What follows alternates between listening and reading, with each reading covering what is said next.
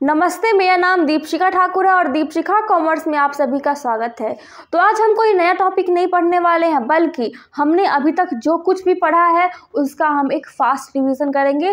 तुरंत समझेंगे कि हमने क्या क्या पढ़ा है और क्या क्या पढ़ाई अभी तक की है और कितना हमें याद है। और जो मैं अभी पढ़ाऊँगी उसको आप अच्छे से कंठस्थ कर लेंगे, अच्छे से याद कर लेंगे, जिससे कभी भी कोई भी क्वेश्चन आपके पास आए तो आप तुरंत उसका जवाब दे सकें। और सेकेंड बात क्या है, हमें अच्छे से समझना है अकाउंटेंसी को, हमें अच्छे से जानना है क्या कि अकाउंटेंसी क्या है। जो कॉमर्स के स्टूडेंट है वो किस लिए होते हैं, अकाउंटेंसी को समझने के लिए, अकाउंटेंसी को बनाने के लिए। क्योंकि क्या हो या फिर बाहर हो, यानी कोई भी कंट्री हो, वहाँ पे बहुत सारे बिजनेस है, बहुत सारे ट्रांजेक्शन्स हो रहे हैं उन बिजनेस में, बहुत सारे परचेज हो रहे हैं, गुड्स हो रहे हैं, इधर से उधर लेन देन हो रहा है, पैसों का हिसाब किताब हो रहा है। तो उसके लिए कौन उपयोगी होता है, अकाउंटेंसी, यानी अकाउंट। जो अकाउंटेंट होता है वो इन चीज़ों को संभालता है और एक कॉमर्स का स्टूडेंट इसको संभाल सकता है, क्योंकि वो जानता है कि पैसे को हमें किस तरह से कहाँ कहाँ खर्च करना है, कहाँ कहाँ लगाना है, कहाँ कहाँ वहाँ से वापस लेना है। तो इसके लिए हम कॉमर्स पढ़ते हैं। सबसे पहले हम देखें तो बुक कीपिंग, तो ये क्या होता है, ये एक तरह का अकाउंट है, ये एक माइंडसेट है कि हम कैसे घर को कम पैसों में भी चला सकते हैं। तो सबसे बड़ी अगर अकाउंटेंसी का हम उदाहरण देखें तो वो एक महिला है जो कि अपने घर में अच्छे से घर को चलाती है, कम पैसे में भी और ज़्यादा पैसे में भी। मतलब वो कम पैसों में भी बहुत खर्च भी कर देगी और कुछ पैसे रख भी लेगी आगे के ज़रूरत के लिए, आगे के काम के लिए। यहाँ पे हम देखें तो बुक कीपिंग क्या है, तो मैंने अभी एग्जांपल दिया कि महिला वाला, तो वो क्या करेगी, जो भी सामान करती है, जो भी सामान लाती है घर में और उन्हें बंटवारा करती है कि हमें यहाँ इन्वेस्ट करना है, यहाँ सामान खरीदना है। तो उसके लिए वो क्या करती है, एक डायरी मेंटेन करती है जिसमें वो हर महीने का जो खर्च होता है वो उसमें लिखती है और हर महीने जो फालतू खर्च होता है वो भी लिखती है। और नेक्स्ट मंथ क्या करती है, जो फालतू खर्च हो रहा है उसको वो रोक लगाती है, कंट्रोल करने की कोशिश करती है। तो उसको हम बोल सकते हैं कि वो बुक कीपिंग, वो अच्छे से रख रही है कि उसने कहाँ कहाँ खर्चे किए, कहाँ कहाँ वो फालतू खर्चे किए और कहाँ कहाँ उसे और पैसों की ज़रूरत है। तो इसके लिए वो बुक देखती है और समझती है कि हाँ हमें यहाँ पे ध्यान देना है। तो इसके लिए हमारा बना है बुक कीपिंग। अब देखेंगे तो बुक कीपिंग का फादर कौन है, तो इसके फादर हम देखेंगे तो लुकास पेसियोली है। लुकास पेसियोली जो 1494 में उसका आविष्कार किया था लुकास पेसियोली ने बुक कीपिंग का, यानी किताब रखना। अच्छे से हम इसको हिंदी में अगर तोड़ के पढ़े तो क्या होता है, बुक रखना, किताब रखना अच्छे से सजा करके, जो कि अकाउंट्स में हम करते हैं। अब हम नेक्स्ट आगे बढ़े तो हम फास्ट आज देखेंगे कि हमने क्या क्या पढ़ा था। सबसे पहले हम देखें तो एक आदमी है, मान लेते हैं अमित नाम है इसका, ये एक आदमी है और इसने एक बिजनेस स्टार्ट किया। जब वो बिजनेस कर रहा है तो बिजनेस में क्या होगा, सबसे पहले तरह तरह के ट्रांजेक्शन्स होंगे, इन्वेस्टमेंट होगी, तो उस इन्वेस्टमेंट में भी तो ट्रांजेक्शन्स होंगे, फर्नीचर वाले को, मशीन वाले को, पर्दे वाले को, लाइट वाले को, इस सबको ट्रांजेक्शन यहाँ पे होंगे। उसके बाद क्या होता है, ट्रांजेक्शन के बाद जर्नल एंट्री आती है, यानी हम इसको एक जगह पोस्टिंग करेंगे, एंट्री करेंगे कि कहाँ कहाँ हमने किया है, एक फॉर्मेट में डाल करके। फॉर्मेट बनाने के बाद क्या होगा, लेज़र बनाएंगे हम, लेज़र वहाँ पे बनाएंगे कि हाँ, इस लेज़र के बाद क्या करते हैं, सबका पर्सनल अकाउंट बनाते हैं जिसको हम लेज़र बोलते हैं। और लेज़र के बाद क्या बनता है हमारा, ट्रायल बैलेंस और फिर फाइनेंशियल अकाउंट। इतना क्या प्रोसेस है एक बिजनेस में एंट्री करने का, एक बिजनेस के पूरे एंड ऑफ ईयर में जितने भी अकाउंट्स बनने होते हैं वो सभी ये हैं। यानी इतने काम करने हमें बस एक बिजनेस के लिए, और काम जो है वो अलग है, अलग वे में है, लेकिन ये जो है ये हर बिजनेस में करना ही करना है। चाहे बिजनेस जब से शुरुआत हुआ है बिजनेस का तभी से ये हमारा काम होता है फिक्स कि हमें इतना करना है, तभी हमारा बिजनेस हमें समझ में आएगा। अब देखते हैं आगे की तरफ। तो बुक कीपिंग का अगर देखें तो बुक कीपिंग हम कैसे रखते हैं, यानी किसी बुक को हम किस किस क्राइटेरिया में रखते हैं। तो यहाँ पे हम देखें, यहाँ पे आपको दो क्राइटेरिया दिख रहे हैं, दो पार्ट दिख रहे हैं। यानी फर्स्ट क्या हमारा इंडियन सिस्टम, यानी इंडिया का भी एक सिस्टम था, और दूसरा क्या था, इंग्लिश सिस्टम। पहले के टाइम में इंडियन सिस्टम को फॉलो करते थे जिसमें कोई उतना फैसिलिटी नहीं था, प्रॉफिट और लॉस, फिर फाइनेंशियल अकाउंट, जर्नल एंट्रीज, ये सब का कोई फैसिलिटी नहीं था। बस ये एक फॉर्मेट होता था जिसमें हम सब कुछ डालते थे। यहाँ पे एक फॉर्मेट आता है इंडियन सिस्टम का, हम बाद में सीखेंगे कैसे बनाते हैं इंडियन सिस्टम। फिलहाल हम डबल एंट्री सिस्टम पे फोकस करेंगे। लेकिन अगर मैं देखूँ, अगर शॉर्टकट में बताऊँ आपको, तो इंडियन सिस्टम था वो बहुत ईजी सिस्टम था, हम इसको बहुत ईजिली वे में बनाते थे, इसमें कोई क्राइटेरिया नहीं थी, कोई बहुत सारे पार्ट बाई पार्ट डिवीज़न नहीं थे, जिसके वजह से क्या होता था कि हम बहुत सारे अमाउंट नहीं लिख पाते थे, बहुत सारे अमाउंट का हिसाब किताब नहीं कर पाते, जैसे बैड डेब्ट्स हो गया, ड्राइविंग्स हो गया, तो ये सब हम लिख नहीं पाते थे क्योंकि यहाँ पे उसमें फॉर्मेट में नहीं होता था ये सब चीज़ें। कोई सामान कहाँ इन्वेस्ट करना है, कहाँ लाना है, प्रॉफिट और लॉस क्या है, ग्रॉस प्रॉफिट क्या है, ये सब चीज़ें यहाँ पे नहीं है, अवेलेबल नहीं थी। तब फिर क्या आया हमारा इंग्लिश सिस्टम। तो जब से ये सिस्टम आया है तब से हम इसी को फॉलो करते हैं, इसी पे चलते हैं, इसी पे सारा बिजनेस का अकाउंट हम संभालते हैं। तो हम यहाँ पे देखें तो इंग्लिश जो सिस्टम है इसमें 3 लफड़े होंगे, यानी 3 यहाँ पे आपको देखने को मिल रहा है, 3 यहाँ पे पार्ट वाइज पार्ट बटे हुए हैं। फर्स्ट क्या हमारा single entry system, double entry system और कैश बुक सिस्टम, यानी यहाँ पे 3 पार्ट हैं। और इन तीनों पार्ट में पता है क्या अंतर है? कुछ अंतर नहीं है, बस ये डिवीज़न हो गया है, ये एक अलग अकाउंट है, ये अलग अकाउंट है, इसको हम बाद में पढ़ेंगे, बस इतना ही अंतर है। और इसको भी बाद में पढ़ेंगे सिंगल एंट्री सिस्टम को। फिलहाल हम पढ़ेंगे डबल एंट्री सिस्टम कि जो इंग्लिश सिस्टम है उसका जो 3 पार्ट है, single entry system, double entry system और कैश बुक। तो हम पूरा फोकस करेंगे किस पे? डबल एंट्री सिस्टम पे। पूरा अकाउंटेंसी किस पे बेस्ड है? ये डबल एंट्री सिस्टम है, पूरा अकाउंटेंसी बेस्ड है।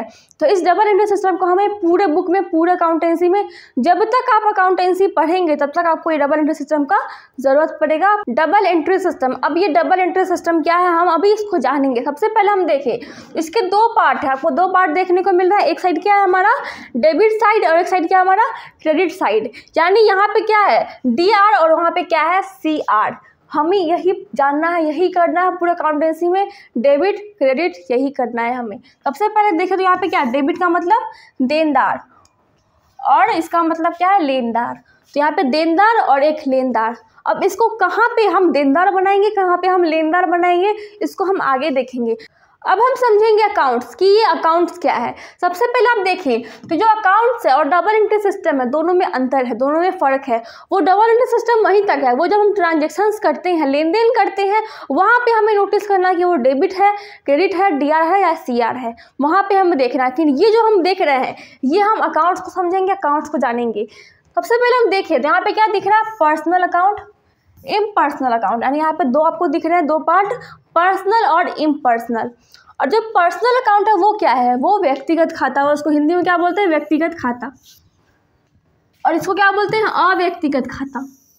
अगर हम एज ए एग्जाम्पल समझे तो जो अव्यक्तिगत खाता है और व्यक्तिगत खाता है तो हम ऐसे मान सकते हैं कि जैसे हम अकाउंट खुलवाते हैं तो वहाँ पे क्या होता है कि हम अपना पर्सनल अकाउंट खुलवाते हैं। हम अपना जो व्यक्ति है, कोई व्यक्ति है, कोई इंसान है, तो वो अपना पर्सनल अकाउंट खुलवाएगा। और जो किसी कोई कंपनी है, हम बिजनेस कर रहा है, उसका भी कोई नाम होगा, जैसे बाटा कंपनी है, रिलायंस कंपनी है, तो वो सब क्या करेगी, अपना कंपनी का अकाउंट खुलवाएगी, यहाँ पे उसके सारे पैसे वहाँ पे रख सके, इन्वेस्ट कर सके या फिर उसको कहीं कहीं ट्रांजेक्शन्स कर सके। तो उसके लिए उसका अकाउंट क्या होगा, इम्पर्सनल अकाउंट हम उसको मानेंगे। ये अकाउंट्स है और वो डबल एंट्री सिस्टम था, दोनों में अंतर है, दोनों में फ़र्क है। यहाँ पे ये पर्सनल अकाउंट और इम्पर्सनल अकाउंट हो गया। तो जो पर्सनल अकाउंट है उसका तो बस इतना है कि हाँ मेरा पर्सनल अकाउंट है, हमको ये इतना ही, बस बात ख़त्म, हम यहाँ पे कुछ भी करेंगे अपने हिसाब से करेंगे। लेकिन यहाँ क्या है, इम्पर्सनल अकाउंट जो कि अव्यक्तिगत खाता है, इसमें भी 3 पार्ट होते हैं। फर्स्ट क्या हमारा रियल, नॉमिनल और वैल्यूएशन, यानी जब हम कोई अकाउंट खुलवाते हैं जो कि इम्पर्सनल अकाउंट होता है, यानी किसी बिजनेस का अकाउंट, तो हम क्या करेंगे, वहाँ पे देखेंगे 3 पार्ट है उसकी। फर्स्ट क्या है हमारा रियल अकाउंट, यानी वास्तविक खाता। सेकंड क्या है नॉमिनल अकाउंट, यानी अवास्तविक खाता। और थर्ड क्या है वैल्यूएशन, यानी मूल्यांकन। ये 3 टाइप के अकाउंट आपको देखने को मिलेंगे किसमें, इम्पर्सनल अकाउंट में।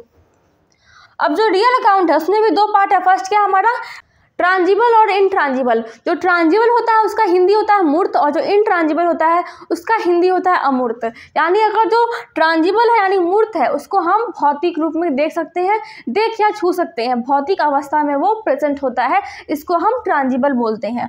और जो इनट्रांजिबल होता है उसको हम जो भौतिक अवस्था में नहीं हम उसको देख सकते हैं, नहीं छू सकते हैं, वो होता है इंट्रांजिबल। तो बस इतना ही दोनों में फ़र्क है। ये किस में आता है, वास्तविक अकाउंट में, वास्तविक रियल खाता में, सॉरी रियल अकाउंट में। फिर यहाँ पे क्या है नॉमिनल अकाउंट, यानी अवास्तविक खाता। यहाँ पे हम 2 चीज़ देखेंगे। फर्स्ट क्या हमारा एक्सपेंसेस एंड लॉसेस और इनकम्स एंड गेन्स, यानी इसमें भी 2 डिवीज़न होते हैं। फर्स्ट क्या हमारा expenses and losses, incomes and gain. और जो थर्ड है वैल्यूएशन, वो वहीं तक रहता है, इसके कोई भी पार्ट नहीं है, इसके कोई भी डिवीजन नहीं है। तो ये हो गया हमारा अकाउंट्स। समझने के लिए बेसिकली अकाउंट्स को हम समझे, अगर अकाउंट्स वर्ड समझ रहे हैं आप, अकाउंट यानी खाता, तो इसको हम बेसिकली समझे तो बस इतना ही अकाउंट्स है, इसके अलावा और कुछ नहीं है यहाँ पे। इसी को समझना है, इसी में बहुत सारे पार्ट बाई पार्ट डिवीज़न होते रहेंगे, हमें बस समझना है और उसको बनाना है, प्रैक्टिकली हमें समझना है अच्छे से। अब हम यहाँ पे देखें तो जो पर्सनल अकाउंट होता है, मैंने अभी बताया कि पर्सनल अकाउंट यानी हमारा व्यक्तिगत खाता, तो उसमें भी कितने डिवीज़न हो सकते हैं, 3 डिवीज़न होते हैं। उसमें भी फर्स्ट क्या होता है हमारा natural personal account, artificial personal account और रिप्रेजेंटेटिव पर्सनल अकाउंट। यानी ये 3 पार्ट किस में आते हैं, पर्सनल अकाउंट में। ये आपको अगर बैंक में आप हैं तो आप समझ पाएंगे कि इसमें क्या है। मैं अभी ज़्यादा एक्सप्लेन नहीं करना चाहूँगी, बाद में मैं इसको अच्छे से एक्सप्लेन करूँगी। नेचुरल पर्सन, आर्टिफिशियल पर्सन और रिप्रेजेंटेटिव पर्सन। लेकिन जब हम अकाउंट्स बना रहे हैं खासकर 11th 12th में, ये अभी बीकॉम का ये क्वेश्चन है, ये मैं बीकॉम में आपको एक्सप्लेन करूँगी। फिलहाल हम इतना जानेंगे। अगर शॉर्टकट में देखिए तो हम जब भी अकाउंट्स बनाएंगे तो हमें इतना सोचने का जरूरत नहीं है कि हाँ ये कौन सा अकाउंट है, ये कौन सा अकाउंट है, ये कौन सा अकाउंट है। हम बस सिंपल सा पर्सनल अकाउंट मानेंगे उसको और क्वेश्चन सॉल्व करेंगे। इसमें यहाँ पे आपको इतना डेफिनेशन में नहीं पूछेगा, ये बस नॉलेज के लिए है कि हाँ ये 3 पार्ट होते हैं पर्सनल अकाउंट में। फिलहाल इसमें इतना ही है।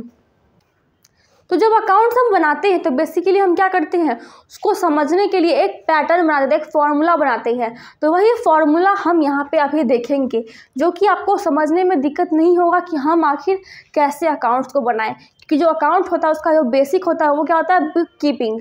बुक कीपिंग में सबसे पहले क्या आता है हमारा जर्नल एंट्रीज। तो वही हमें यहाँ पे सीखने को मिलेगा कि कैसे हम एक फॉर्मूले के थ्रू पूरी अकाउंटेंसी को समझ सके, बुक कीपिंग को समझ सके। अब आप सोच रहे होंगे जो पर्सनल है और रियल और नॉमिनल है वो वहाँ पे अभी पीछे में अकाउंट्स में मैंने बताया कि अलग अलग तरह पे था, पर ये एक फॉर्मूला है, इसीलिए यहाँ पे इन तीनों को एक साथ दिया गया था कि आप समझ सके, आप बना सकिए, अपना अकाउंट बना सकिए अच्छे से। यहाँ पे देखिए तो क्या है, पर्सनल, रियल और नॉमिनल। हम इसको बेसिकली होता है ना, बेसिकली सामान्यतः उसको हम यहाँ पे 3 पार्ट में बांटते हैं। फर्स्ट क्या होता है, पर्सनल अकाउंट, रियल अकाउंट और नॉमिनल अकाउंट, यानी व्यक्तिगत खाता, वास्तविक खाता और अवास्तविक खाता। ये तीनों पार्ट में हम इसको समझेंगे और अच्छे से यहाँ पे सॉल्व करेंगे आगे हम अकाउंट्स को। यहाँ पे क्या दिया हुआ है, रिलेटेड विथ नेम, यानी जो नाम से संबंधित हो। उसका हिंदी क्या होता है, जो नाम से संबंधित हो। मैंने बताया आपको क्या कि जो नेचुरल, आर्टिफिशियल और रिप्रेजेंटेटिव होता है वो तीनों इसमें आता है। बस समझने के लिए है कि हाँ ये तीनों पार्ट भी है, जो कि हम आगे की क्लास में समझेंगे उसको। फिलहाल बस इतना ही जानना है इसमें कि नेचुरल, आर्टिफिशियल और रिप्रेजेंटेटिव सभी यहाँ पे आते हैं। यहाँ पे कुछ भी कंफ्यूजन का जरूरत नहीं है, कोई कंफ्यूजन यहाँ पे नहीं रखना है। यहाँ पे क्या है फिर, real account, related with assets, यानी जो संपत्तियों से संबंधित हो उसको हम क्या बोलते हैं, वास्तविक अकाउंट यानी रियल खाता, रियल अकाउंट, जो कि है ट्रांजिबल और इंट्रांजिबल दोनों एक साथ आ जाता है। यहाँ पे पार्ट वाइज बांटने की जरूरत नहीं है। यहाँ पे क्या आता है, नॉमिनल अकाउंट, यानी related with all expenses and losses, incomes and gains, यानी जो भी खर्च व हानियाँ होती है वो, और जो इनकम्स और गेन्स होते हैं, जो आय और प्राप्तियाँ होती है, वो हमें यहाँ पे करना है। नॉमिनल अकाउंट में हमें समझना है कि जो भी आप अकाउंट्स देखेंगे उसमें ये डिवीजन करना कि आखिर वो कौन सा अकाउंट है। सबसे पहले हम कोई भी ट्रांजेक्शन देखेंगे तो वहाँ पे इन तीनों को में समझेंगे, डिसाइड करेंगे कि वो कौन सा अकाउंट है, रियल है, नॉमिनल है या फिर पर्सनल अकाउंट है। अब हम नेक्स्ट देखें तो गोल्डन रूल। अकाउंट्स में सबसे इंपॉर्टेंट क्या होता है, उसका गोल्डन रूल, उसी पे बेस्ड है पूरा अकाउंटेंसी। सबसे पहले यहाँ पे भी देख रहे हैं, सेम है, पर्सनल, रियल और नॉमिनल, यानी इन तीनों का पहले हम समझेंगे कि वो कौन सा अकाउंट है और फिर उस पर ये अप्लाई करेंगे रूल, जो कि गोल्डन रूल हम इसको बोलते हैं, जिसके थ्रू हम अकाउंटेंसी को बनाते हैं।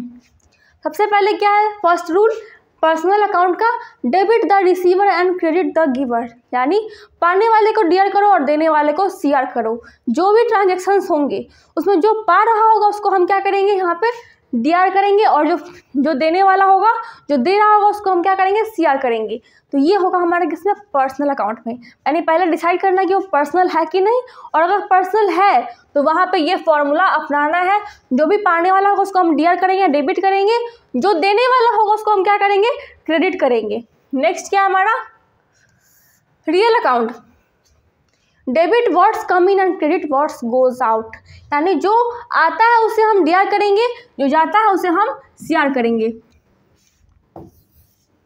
जो आएगा डेबिट व्हाट्स कम इन, यानी क्या आ रहा है, और क्रेडिट व्हाट्स गोज आउट, क्या जा रहा है। जो आ रहा है उससे हम क्या करेंगे डीआर, जो जा रहा है उससे हम क्या करेंगे सीआर।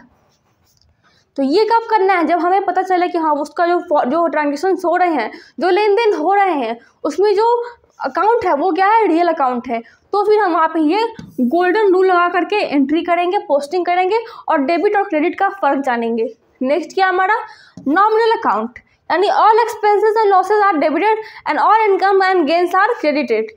जो सभी खर्चे व हानियों को डेबिट करो, डीआर करो, सभी आय और प्राप्तियों को हम क्या करेंगे यहाँ पे सीआर करेंगे, क्रेडिट करेंगे। तो ये क्या है गोल्डन रूल। अगर इसमें हम देख लेंगे कि हाँ जो ट्रांजेक्शन्स हो रहे हैं, जो लेन देन हो रहे हैं, अगर वो नॉमिनल अकाउंट है तो हम क्या करेंगे ये फॉर्मूला अप्लाई करेंगे, यानी जितने भी एक्सपेंसेस होंगे और लॉसेस होगी यानी हानियाँ होगी उसको हम फटाक से क्या करेंगे डीआर करेंगे, और जो भी आय और प्राप्तियाँ होगी उसको हम क्या करेंगे सीआर करेंगे। यहाँ पे ये हो गया हमारा गोल्डन रूल। फिलहाल आज के लिए इतना ही। ये हमारा समझने का बस एक पार्ट हो गया कि हम कैसे अकाउंट्स को बनाएं, कैसे अकाउंट्स को समझें और उसको कैसे अप्लाई करें और डेबिट और क्रेडिट का फर्क जानें। मुझे उम्मीद है आपको समझ में आया होगा कि कैसे हम डबल एंट्री सिस्टम को बनाते हैं, समझते हैं कितने पार्ट होते हैं, अकाउंट के कितने पार्ट होते हैं, पर्सनल अकाउंट के कितने पार्ट होते हैं और हमें क्या पढ़ना है, कैसे पढ़ना है और इसको याद रखना है। यानी पूरे अकाउंट्स में हमें ये याद रखना है, जब हम जहाँ तक भी पढ़े अकाउंट्स हमें ये भूलना नहीं है, इसी पे पूरा अकाउंट बेस्ड है। अगर ये गड़बड़ हुआ आपका, ये गलत हुआ तो आपका पूरा अकाउंटेंसी गलत हो जाएगा। यानी वहाँ पे अगर एक भी एंट्री गलत होती है तो क्या होता है, हमारा पूरा अकाउंट गलत होता है, पूरा अकाउंट बर्बाद हो जाता है। तो हमें ये ध्यान रखना है कि हमारा गोल्डन रूल जो है वो हमारे दिमाग में हो। इसीलिए अच्छे से पढ़िए, आगे बढ़िए। बस आज के लिए इतना ही। Thank you.